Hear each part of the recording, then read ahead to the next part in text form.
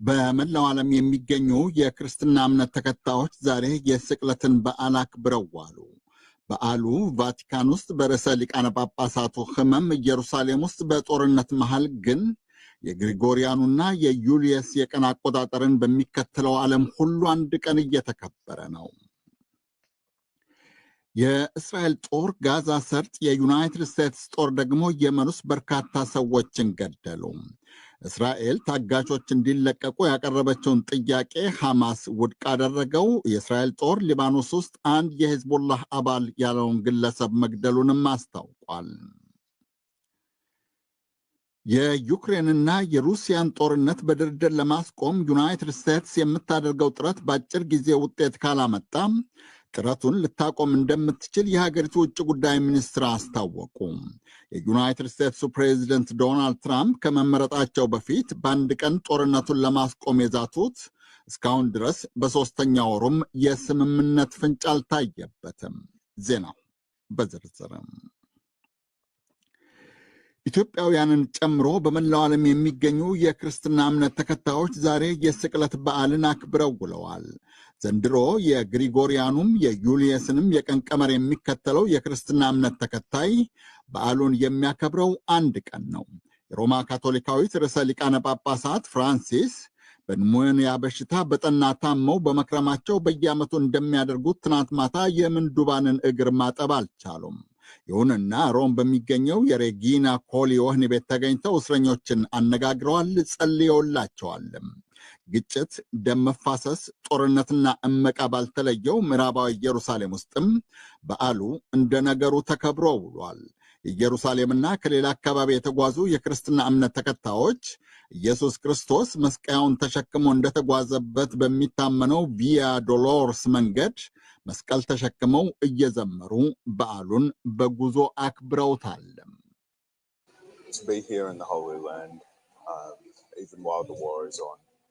ጦርነት እየተደረገ እንኳን እዚህ የተቀደሰ ምድር መገኘት ልዩ ደስታ ይሰጣል።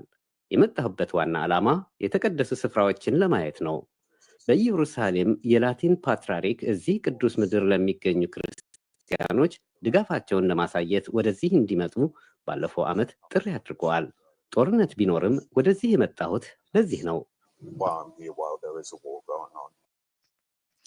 መልካም በዓል። ከኢየሩሳሌም በስተደቡብ ምዕራብ 78 ኪሎ ሜትር ርቀት ላይ የምትገኘው ጋዛ ሰርጥ ግን ዛሬም እንደ መክረሚያው በእስራኤል ጦር ድብደባ ስትነፍር ነው ያረፈደችው። የእስራኤል ጦር ዛሬ እስከ ማርፈጃው ድረስ በከፈተው የአየር ጥቃት በትንሹ 17 ፍልስጤማውያንን ገሏል። የሆስፒታል ምንጮች እንዳስታወቁት ጀባሊያ ውስጥ 10፣ ኻን ዩኑስ ውስጥ ደግሞ 7 ፍልስጤማውያን ተገለዋል። በተመሳሳይ ዜና እስራኤል ደቡባዊ ሊባኖስ ውስጥ አንድ የሂዝቡላህ አባል ያለችውን መግደሏን አስታውቃለች። እስራኤል በጋዛ ሰርጥ ላይ የምታደርሰውን ድብደባ እንድታቆምና የእርዳታ እህልና ቁሳቁስ እንዳይገባ የጣለችውን እገዳ እንድታነሳ የሚቀርበውን ጥያቄ እስካሁን አልተቀበለችውም። ሐማስ በአንጻሩ አምና መስከረም ያገታቸውን የእስራኤልና የወዳጆቿን ሀገራት ዜጎች እንዲለቅ እስራኤል ያቀረበችውን ጥያቄ ውድቅ አድርጎታል። እስራኤል ተኩስ ለማቆም የምትደራደረው ሐማስ ታጋቾቹን ከለቀቀ ብቻ እንደሆነ አስታውቃ ነበረ። እስራኤልና ተባባሪዎቿ በአሸባሪነት የሚወነጅሉት የፍልስጤሙ ደፈጣ ተዋጊ ቡድን ሐማስ መስከረም 26 2016 ደቡባዊ እስራኤልን ወሮ 1200 የእስራኤልና የሌሎች ሀገራት ዜጎችን ገሏል። ካገታቸው 250 ያክል ሰዎች መካከል 59ኙ እስካሁንም አልተለቀቁም። በሕይወት ይኖራሉ ተብለው የሚገመቱት ግን 24ቱ ብቻ ናቸው። የፍልስጤም ባለሥልጣናት እንዳስታወቁት የሐማስን ጥቃት ለመበቀል እስራኤል ጋዛ ሰርጥ ላይ በከፈተችው ጥቃት በትንሽ ግምት 51,000 ፍልስጤማውያንን ገላለች። በመቶ ሺህ የሚቆጠሩ አቁስላለች። አብዛኛውን የጋዛ ከተማና መንደር ከሰው መኖሪያነት ወደ ፍርስራሽ መከመሪያነት ለውጠዋለችም። የዩናይትድ ስቴትስ ጦር በየመን የነዳጅ ማከማቻና ማስተላለፊያ ወደብ ላይ ትናንት ማታ በከፈተው ጥቃት በትንሹ 71 ሰዎችን ገደለ፣ ሌሎች 171 አቆሰለ። አብዛኛ የመንን የሚገዛው የሁቲ ቡድን እንዳስታወቀው የአሜሪካ ጦር ራስ ኢሳ የተባለውን የነዳጅ ወደብ በከፊል አውድሞታል። ሆዴይዳ ግዛት የሚገኘው ወደብ የየመን ነዳጅ ዘይት የሚከማችና ወደ ውጭ የሚላክበት ማዕከል ነው። እስራኤል በፍልስጤሞች ላይ የምትፈጽመውን ግድያና ግፍ በመቃወም የየመን ሁቲዎች እስራኤልን እና ወደ እስራኤል የሚጓዙ መርከቦችን ማጥቃታቸውን ለመበቀል ዩናይትድ ስቴትስ በየመን ላይ የከፈተችው ድብደባ ካለፈው መጋቢት አጋማሽ ወዲህ ተጠናክሯል። ይሁንና የአሜሪካው ዜና አገልግሎት አሶሲየትድ ፕሬስ እንደዘገበው የአሜሪካ ማዕከላዊ እዝም ሆነ ሁቲዎች ዝርዝርና ትክክለኛ መረጃ ስለማይሰጡት በየጊዜው የሚደርሰውን ጉዳት መጠን በትክክል ማወቅና መዘገብ አልቻለም። ሁቲዎች ዛሬም አሜሪካና እስራኤልን ለመበቀል እየዛቱ ነው። ይህ ዶቼ ቬለ ነው። ሰሜናዊ ቤኒን ውስጥ እስላማዊ ደፈጣ ተዋጊዎች ናቸው የተባሉ ታጣቂዎች በከፈቱት ጥቃት 8 ወታደሮች ገደሉ። የቤኒን ጦር ኃይል አዛዦች እንዳስታወቁት ታጣቂዎቹ ቤኒንን ከኒጀር ጋር በሚያዋስነው ሚራዶር ግዛት የሚገኙ 2 የጦር ሰፈሮችን አጥቅተዋል። በጥቃቱ ከተገደሉት 8 ወታደሮች በተጨማሪ ሌሎች 13 ወታደሮች አቁስለዋል። ትንሽቱ ምዕራብ አፍሪቃዊት ሀገር ቤኒን እንደ ግሪጎሪያኑ አቆጣጠር ከ2022 ጀምሮ ሚራዶር በተባለው ግዛቷና አካባቢው ሸምቋል የሚባሉ ተዋጊዎችን የሚወጋ 8,000 ወታደር አስፍራለች። የሩሲያና የዩክሬንን ጦርነት በድርድር ለማስቆም ዩናይትድ ስቴትስ የምታደርገው ጥረት እየተደነቃቀፈ ነው። የዩናይትድ ስቴትሱ ፕሬዚደንት ዶናልድ ትራምፕ በምረጡኝ ዘመቻቸው ወቅት ጦርነቱን በአንድ ቀን እንደሚያስቆሙት ሲዝቱ ነበረ። ይሁንና ፕሬዚደንቱ ስልጣን ከያዙበት ጊዜ ጀምሮ መስተዳድራቸው ተፋላሚዎችንና ደጋፊዎችን ለማሳመን እስካሁን ያደረገው ሙከራ ለውጤት የበቃ አይመስልም። ትናንት ፓሪስ ፈረንሳይ ውስጥ ከዩክሬንና ዩክሬንን ከሚደግፉት ከአውሮፓ መንግስታት ባለስልጣናት ጋር የተነጋገሩት የዩናይትድ ስቴትስ ውጭ ጉዳይ ሚኒስትር ማርኮ ሩቢዮ እንዳሉት በዕለታት ውስጥ ውጤት ካልታየ ፕሬዚደንቱ ጥረታቸውን በቃኝ ማለታቸው አይቀርም። ፕሬዚዳንቱ በመንግስታቸው ከፍተኛ ደረጃ ይህን ጦርነት ለማስቆም ባለፉት 87 ቀናት በተደጋጋሚ ሲጥሩ ቆይተዋል።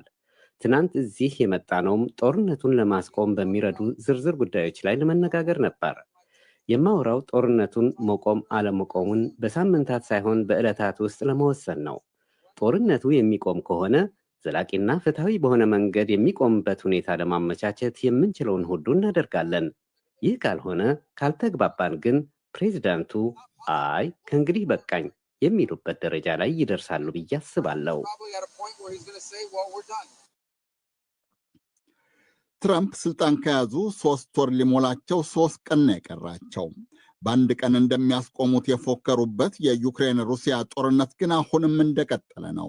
የአሜሪካ ውጭ ጉዳይ ሚኒስትር ጦርነቱ ስለሚቆምበት ሁኔታ ከአውሮፓና ከዩክሬን ባለስልጣናት ጋር ፓሪስ ውስጥ ሲነጋገሩ ትናንት የዩክሬኑ ፕሬዝደንት ቮልዲሚር ዜሌንስኪ ደም አፍሳሽ ባሏቸው በሩሲያው ፕሬዝደንት ላይ ጫና እንዲደረግ በድጋሚ ጠይቀዋል። ሩሲያ በበኩሏ የዩክሬን የኃይል ተቋማትን ላለመደብደብ ለአንድ ወር ያወጀችው ተኩስ አቁም ዛሬ ማብቃቱን አስታውቃለች። የሩሲያው ፕሬዝደንት የቭላዲሚር ፑቲን ቃል አቀባይ ድሚትሪ ፔስኮቭ እንዳሉት ተኩስ እንዲቆም ፕሬዝደንቱ ያዘዙት የ1 ወር ጊዜ ዛሬ ያበቃል። ገደቡ አልተራዘመምም። ይሁንና አጠቃላይ ጦርነቱን ለማቆም ሩሲያ ለድርድር አሁንም ዝግጁ መሆኗን ፔስኮቭ አክለው አስታውቀዋል። በሌላ ዜና ዩክሬንና ሩሲያ ዛሬ በጦር ግንባር የሞቱ ወታደሮች አስከሬን ልውውጥ አድርገዋል። የዩክሬን ባለስልጣናት እንዳስታወቁት ዛሬ በተደረገው ልውውጥ 909 የዩክሬን ወታደሮች አስከሬንን ከሩሲያ ተረክበዋል። የሩሲያ መንግስት ከዩክሬን የሚረከበውን የምርኮኛ ወታደር ወይም አስከሬንን ቁጥር በይፋ አያስታውቅም። የሩሲያ መገናኛ ዘዴዎች ጉዳዩን በቅርቡ ያውቃሉ ያሏቸውን አንድ የሀገሪቱን ምክር ቤት እንደራሴ ጠቅሰው እንደዘገቡት ግን ሩሲያም የ41 ወታደሮቿን አስከሬን ዛሬ ከዩክሬን ተረክባለች። ሩሲያ ዩክሬንን ከወረረችበት እንደ ግሪጎሪያኑ አቆጣጠር ከየካቲት 2022 እስከ የካቲት 2025 ድረስ በተደረገው ውጊያ 46,000 የዩክሬን ወታደሮች መገደላቸውን የሀገሪቱ ፕሬዚደንት ቮልዶሚር ዜሌንስኪ በቅርቡ አስታውቀው ነበረ።